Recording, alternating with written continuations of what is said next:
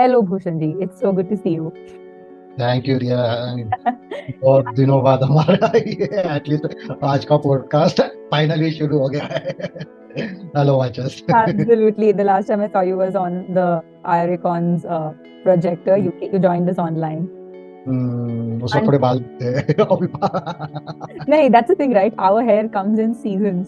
Like you meet me हाँ। after 6 months, I may not have this hair. The next infusion and and no then it I comes do it. again. मैं बरोबर कैसा हूँ कि ज्यादा बढ़ गए तो पूरा ट्रिम कर लेता हूँ। फिर 4-5 महीने बाद फिर से एक बार ट्रिम कर लो। तो Great. मैं, हाँ मतलब पूरा जितने भी बालों की हेयर स्टाइल है पूरी एंजॉय कर लेता हूँ। So we all for everybody's brief. This time I'm going to introduce your story. And from what I have understood, your earliest symptoms started from age 12 or 13ish. या It's a little pointer from all what I've heard from you and what I've read. And it started off with like your joints, polyarthritis sort of symptoms. And then at that time, there was literally no awareness of rheumatology. The whole subspecialty of rheumatology was people barely knew about it, right? And या and then it's only after many years that when you had all your doctor said something very interesting when you were finally diagnosed. Yeah, I mean, I was diagnosed not by the blood test कि भाई HLA-B27 ankylosing spondylitis में HLA-B27 positive रहा तो ऐसा माना जाता है कि भाई एंक्लोजिंग स्पॉन्डिलाइटिस या आजकल उसको एक्सियल स्पॉन्डिलोआर्थराइटिस कहते हैं। तो मेरा एक्सरे देख के तो मतलब जो भी डैमेज था वो देख के प्लस मेरी जो बोन डेंसिटी थी it was about 105 years old man. तो उन्होंने वो देख के तो एकदम ही वाज शॉक्ड क्योंकि काफी दिनों तक के मैं बेड रिडन था तो उसके कारण मेरी बोन So डेंसिटी your काफी doctor told you that your bone density was equivalent to a 105-year-old. 105 या कंप्लीट। तो बहुत ही ब्रिटल मतलब बहुत ही मतलब जैसा अपना अंडा होता है ना, अंडा ऊपर से कैसा होता है थोड़ा थोड़ा सा ये होता है और जैसे ही फोड़ो तो अंदर से विस्कस मटेरियल फ्लो होने लगता है। तो उस दौरान मेरा फीमर बोन फ्रैक्चर भी हुआ था। तो फीमर बोन फ्रैक्चर होने के बाद उसको मतलब ऑपरेट करके यूजुअली कैसा है कि रॉड डालते हैं तो मेरे इसमें रॉड डालने का कोई ऑप्शन ही नहीं था क्योंकि बोन डेंसिटी बहुत ही वीक थी। तो उन्होंने के वायर डालने का डिसाइड किया था लेकिन उसके लिए भी हमको रुकना पड़ा, पहले बोन डेंसिटी थोड़ी बहुत गेन होने दी और उसके बाद किया। लेकिन स्टिल जब ऑपरेशन किया था तो मैरो का बहुत लॉस हुआ था जबरदस्त। And all this was happening when you were how old?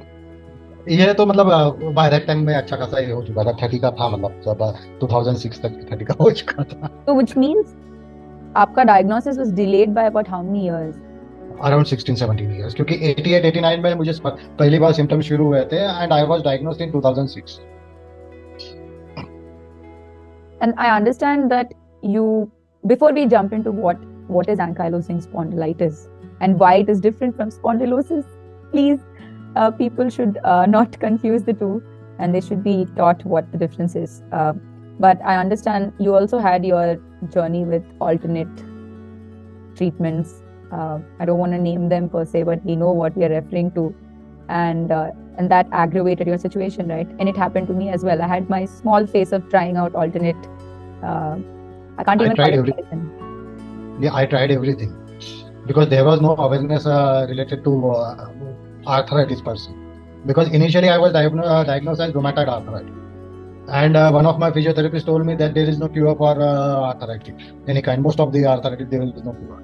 So I mean हम कैसे कि हमको कुछ तो फाइनल सोल्यूशन चाहिए रहता है कि भाई एलोपैथी मेडिसिन हम कब तक के खाएंगे। Yeah. So that's why I started following alternative medicines.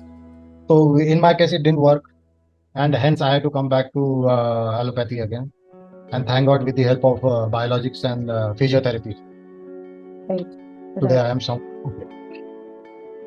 One of the things that I used to always have and still do have immense fear about is dependency.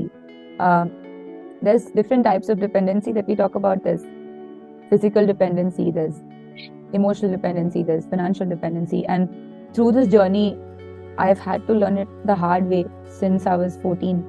Uh, Dependency was sort of inevitable. I had to deal with dependency. And I have had my dad lifting me and putting me on a toilet seat. I have been on adult diapers. I have had those experiences. you reached a state where your body reached a certain level of disability, right? Yes. Was that solely because of delayed diagnosis? Yes, I mean इसमें दो सवाल है, एक तो dependency पे है और एक डिलेड डायग्नोसिस पे। तो फिर we will first address the delay diagnosis पे। या डिले डायग्नोसिस के कारण में क्या नुकसान बहुत होता है। हमारे जो डिजीज है उसमें कैसा है कि जितने जल्दी डायग्नोस होता है और जितने जल्दी ट्रीटमेंट शुरू होती है उतना बॉडी को नुकसान नुकसान होने के चांसेस कम रहते हैं और रेमिशन के चांसेस भी बढ़ जाते हैं। तो डायग्नोसिस के डिले के कारण नुकसान काफ़ी हुआ है।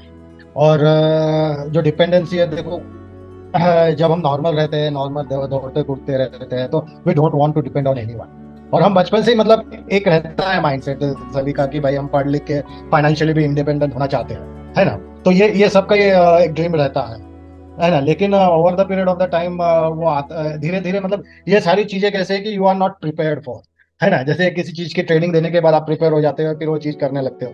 तो ये इन चीजों के लिए आप प्रिपेयर होते नहीं हो, है ना। आप आपका मतलब लाइफ के कुछ और ड्रीम्स रहते हैं, है ना, कि भाई मैं ये बनूंगा वो बनूंगा, मुझे इतना अर्न करना है या मुझे बिजनेस करना है ना। या एजुकेशन में आपको कुछ परस्यू करना है। एंड सडनली वो सारे ड्रीम्स मतलब एक जगह आके रुक जाते हैं और आपको सिर्फ अपने हेल्थ के बारे में सोचना पड़ता है। और कभी कभी कैसा रहता है कि not all people are that mentally strong. कुछ कुछ होते हैं जो मेंटली स्ट्रांग होते हैं, जो इतने दर्द में भी पढ़ाई परस्यू करके आगे निकल जाते हैं। And बस if I can add one point, even if you're strong, there will be these phases where you have a burnout, है ना? Yeah. Endurance का सवाल है. Keep doing it repeatedly over the years. It is very natural that there will be very low phases.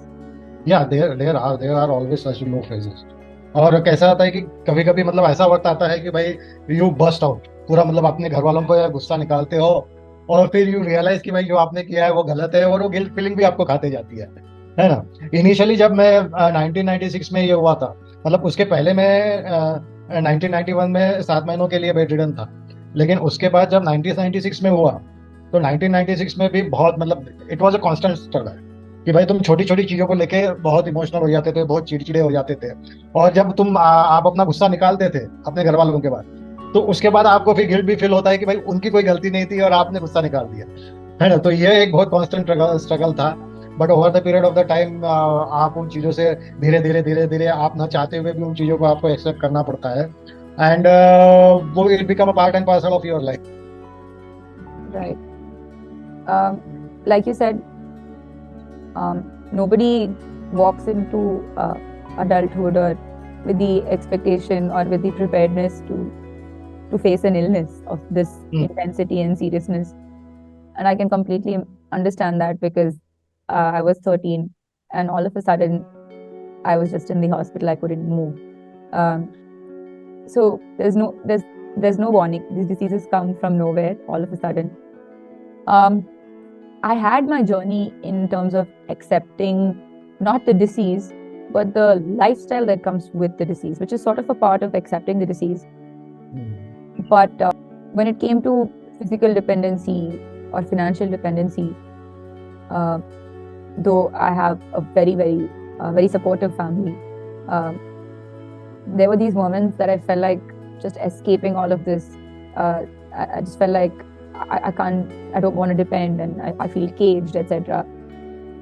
How did you deal with it? Because I feel like while we talk about issues women face, I think a couple of the issues men can also face in a sexist world is a lot of the you are expected to take up a lot of responsibility. Society looks at you in a certain way. How did you deal with that? And if you could just tell us what the state of your spine is and how the disease affected it. So it's a couple of questions, you can take it as per your flow.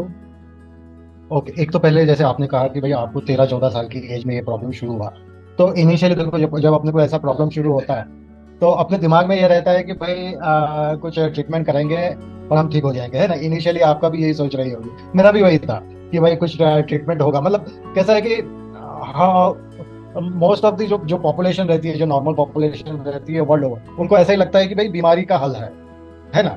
There is treatment, there is cure for each and every disease. हाँ, थोड़े बहुत जैसे कि जो life threatening diseases है, जैसे cancer हो गया, ये हो गया, वो लोगों को पता रहता है। लेकिन हाँ, हमारी जैसी जो ऑटोइम्यून डिजीजेज है वो लोगों को पता नहीं रहता है कि भाई ऐसी डिजीजेस एग्जिस्ट करती है या नहीं, और करती भी होंगी तो उनको यही लगता है कि भाई देयर इज अ क्यूर भी आएंगे, है ना। तो आपने एक कहा, एक सवाल एक सवाल ये था कि भाई मेल और फीमेल, जो हम जिस सेक्सिस्ट वर्ल्ड में जीते हैं, Yes.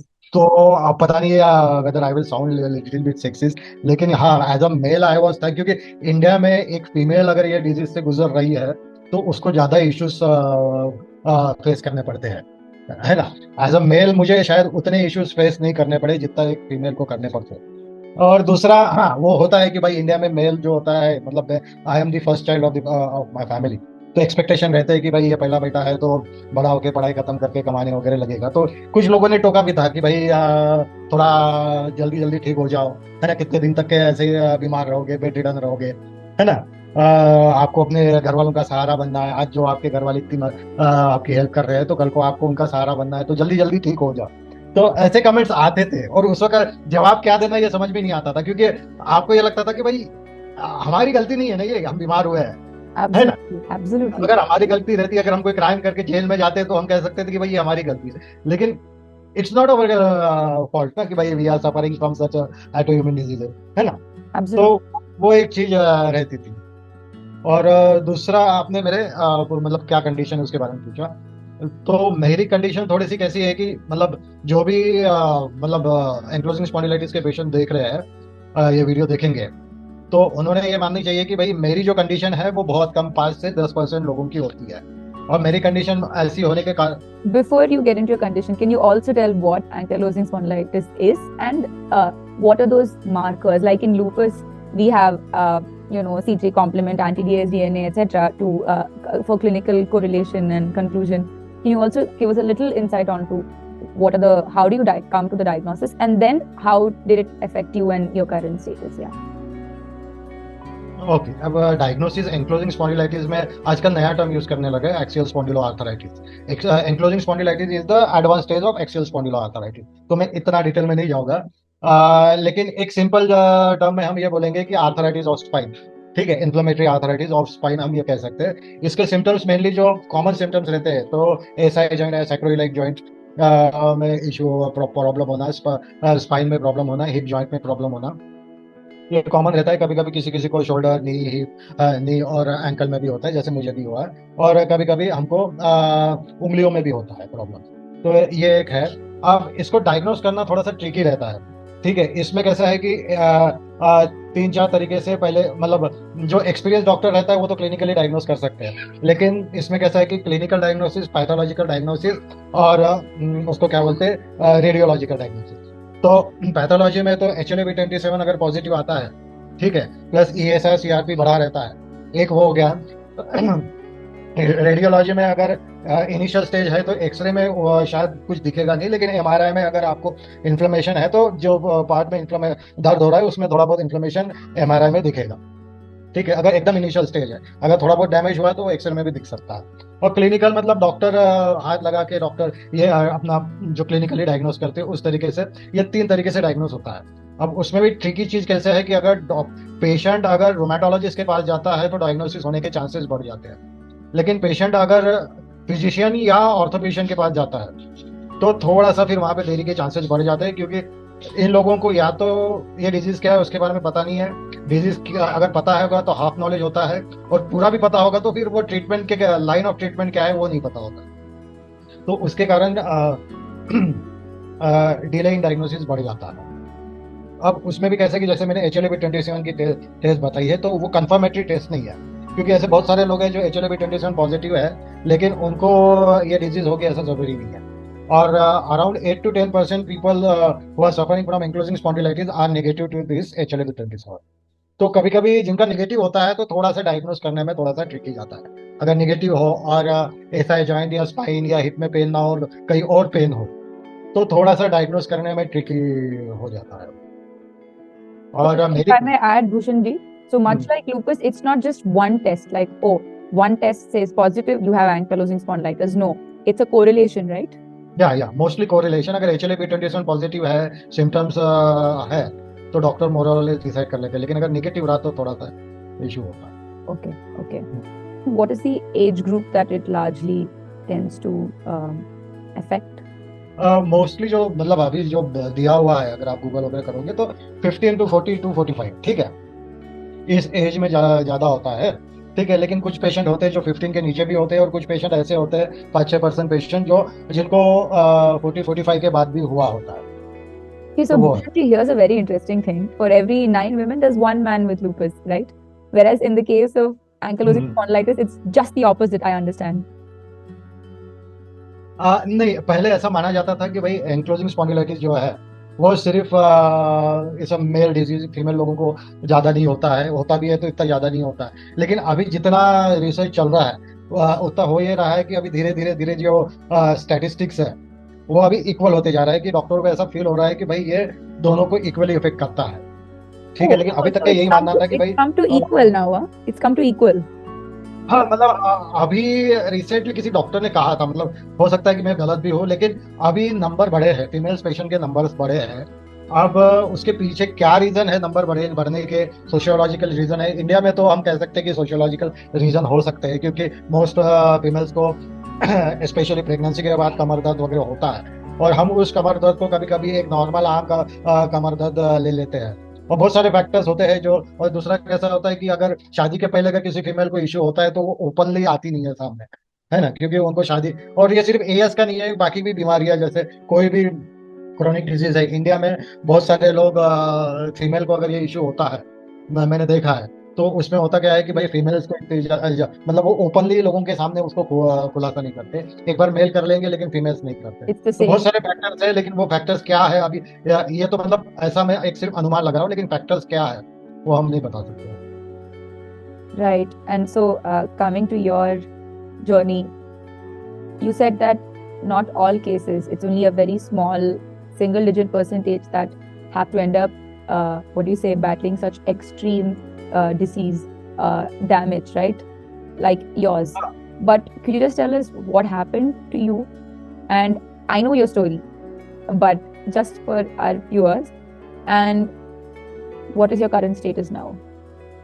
ओके, तो मेरी कंडीशन अभी ऐसी है कि मेरा पूरा स्पाइन, मतलब नेक, और नेक के बाद जो पूरा स्पाइन है वो दोनों शोल्डर, दोनों हिप, सैक्रोइलिक जॉइंट, नी और एंकल, ये जो भी जॉइंट्स रहते हैं ना वो सारे फ्यूज हो चुके हैं, मतलब जुड़ के एक पूरा कंप्लीट होल जॉइंट हो गया है। तो मैं एक पूरे स्ट्रेट बॉम्बू की तरह हूँ। मैं सिर्फ 3 पोजीशन में रह सकता हूँ। एक तो सुपाइन पोजीशन में, ठीक है, या तो खड़ा रह सकता हूँ, या तो वॉकर लेके मैं चल फिर पाता हूँ। ठीक है, बस ये 3 पोजीशन है।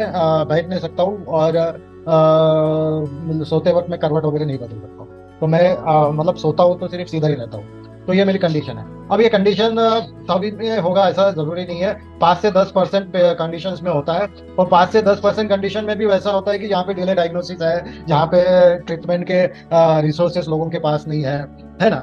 अगर मेरे केस में अगर ये सारी चीजें पहले डायग्नोस हो जाती, तो अगर मेरा हिप डैमेज होता तो हिप रिप्लेसमेंट हो जाता, नी डैमेज होता तो नी रिप्लेसमेंट हो जाता, है ना। तो आजकल ये सारी चीजें हम कर सकते हैं, है ना। लेकिन उस वक्त कैसा है कि हमको ये सारी चीजें पता नहीं थी, इसलिए मेरी इतनी वर्स्ट केस हो गई है। ऐसा जरूरी नहीं है कि सारे एएस पेशेंट के साथ ये होगा। It's so nicely put. You just mentioned something. You said if we knew how the disease was, and if we had the right information and the right access, you probably wouldn't have had to face such damage. Do you catch yourself thinking that way? Like, what if is a thought a lot of people tend to have. Like, one is why me?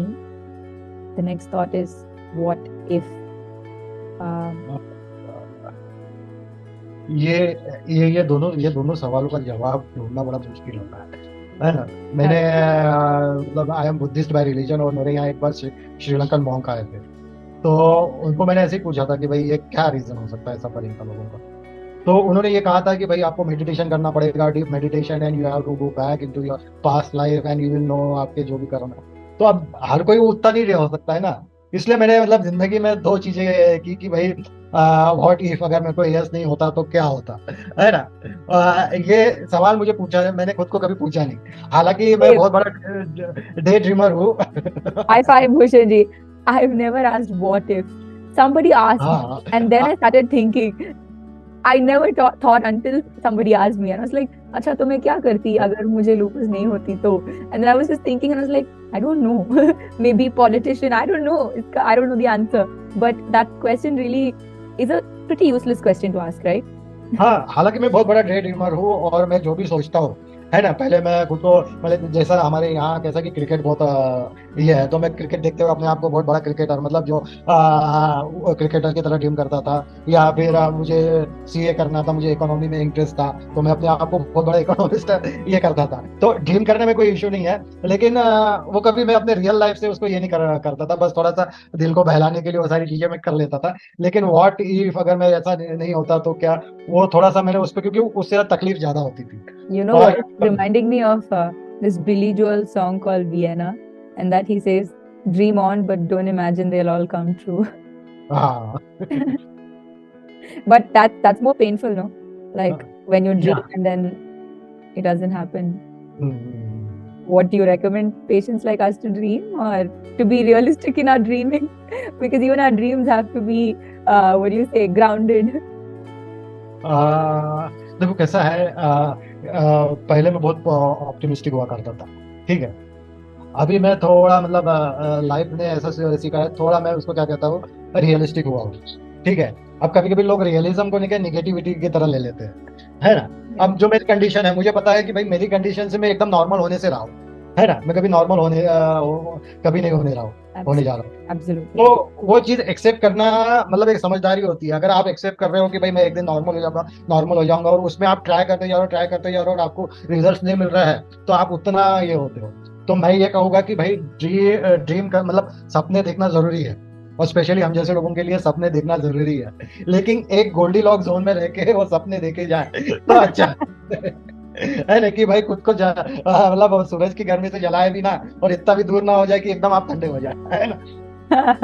तो हाँ, ये not easy, ये Goldy lock zone में रहना easy नहीं होता है। कभी कभी आप वो उन सपनों से इमोशनली अटैच हो जाते हो। Yes. जैसे अगर किसी को कुछ जिंदगी में बनना हो, है ना, और वो उस मतलब मान लो किसी को कोई जैसे डांसर बनना हो, और वो डांसर बनने के सिर्फ सपने देख रहा हो, लेकिन कहीं ना कहीं उसका मतलब बचपन से वो सपना था, तो कहीं ना कहीं उस सपने से वो इमोशनली अटैच होने लगता है, और फिर जब उसको वो बार बार रियलाइज होता है कि वो डांस नहीं कर पाएगा, तो इट माइट हर्ट। लेकिन देखो कैसा है कि हमारे लिए तो वही, मतलब एक अपनी जिंदगी में पॉजिटिविटी लाना है ना, एक सपने ही होते हैं, है ना। एटलीस्ट सपने तो अच्छे देखो ना, है ना। है ना? तो मैंने बहुत बड़े बड़े सपने देखे हैं, मेरी जिंदगी में बहुत बड़े बड़े सपने देखे हैं। So I think the real crux is in dreaming realistically. Actually, this brings me to the thought of Ajkal, this whole thing of toxic positivity is just, in a sense, toxic positivity is just basically not knowing what reality is and just being so positive that you're only bound to get hurt or you're going to damage yourself. जैसे कि there was this lupus patient who had avascular necrosis, and she was like, मैं फिर भी नाचूंगी, I will dance, I will do this, my disease won't stop me from achieving what I want. And her hip got degenerated so faster that she needed a hip replacement. So there's sense. I think all this comes under sensibility for sure, but I think toxic positivity, like you said, the realism is so important, and that does not mean you're negative. You can look at reality even if it's very dark with some perspective. Maybe, I don't know. It's very hard though, very hard. मुझे ऐसा लगता है कि भाई 80-90% positive रहना जरूरी है। बाकी जो बचा है वो थोड़ा सा, मतलब पेसिमिज्म, थोड़ा नेगेटिविटी भी रहनी चाहिए। एकदम ज्यादा ही अगर आप पॉजिटिव हो जाते हो, क्योंकि वो हुआ है, हमारे साथ हुआ है, हमको लगता था कि नहीं हम इस बीमारी से लड़ लेंगे, हम ठीक हो जाएंगे, ये हो जाएंगे, बट वो हुआ नहीं है ना। तो मैं ये नहीं बोलता हूँ कि भाई जितने भी उसको बोलते हैं ऑटोइम्यून डिजीज से सफर करने वाले लोग हैं, उन्होंने ठीक होने के सपने नहीं देखने चाहिए, लेकिन एकदम इतने भी मतलब जो आपकी कंडीशन है पहले उसको ध्यान में रख के उसके हिसाब से फिर आप अगर सपने देखते हो तो वो अच्छा है। Absolutely, absolutely.